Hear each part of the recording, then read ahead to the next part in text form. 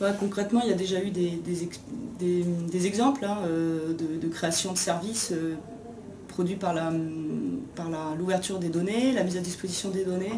Alors bon, le plus souvent, on cite par exemple des applications de services sur la thématique des transports pour que les personnes aient accès à l'information en temps réel.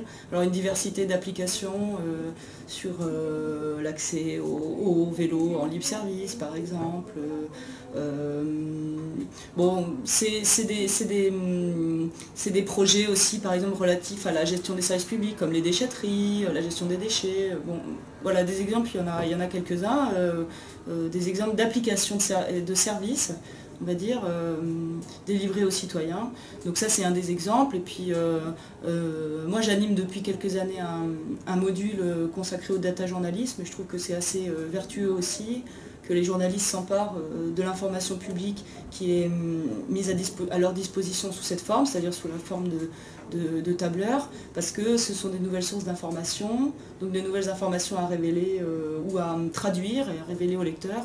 Donc ça, c'est assez vertueux aussi que les journalistes puissent s'en emparer, et ils s'en emparent parce que je trouve qu'aujourd'hui, en matière de traitement de données dans l'espace public et de traitement de données vertueux, les journalistes ont quand même fait le boulot de s'emparer des données.